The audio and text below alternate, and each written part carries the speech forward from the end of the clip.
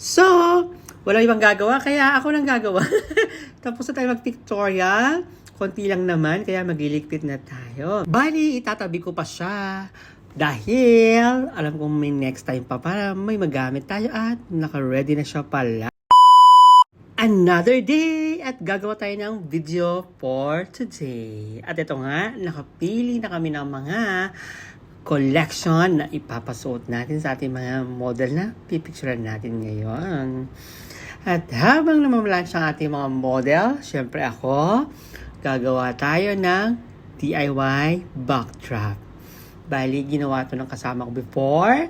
Tapos, gagawa ulit kami ng bago kasi nung nakaraan pa namin ginamit yun. Diba? So, in short, idea niya.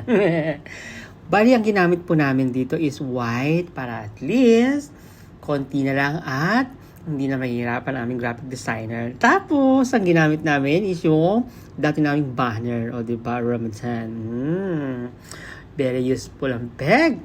At ito nga, halos patapos na ang aking paggawa ng DIY backdrop o yung parang stage.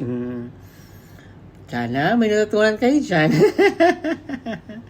So, sabi ng model namin, malapit nang matapos. Kaya, kailangan kong bilisan. Hi, Ate Rania!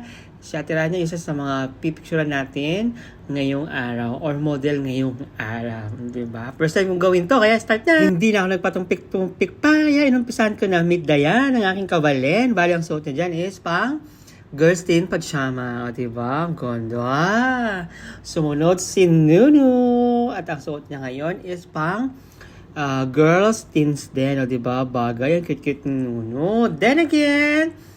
Then again, sumunod si Chona. Bali, ang suot niya is pang summer ladies pajama. Ang ganda ni Chona.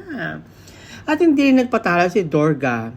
Ladies pajama din ang kanyang sinuot. O, diba? Maganda rin. Palaban. At syempre si Ate Rania yung nakita nyo kanina.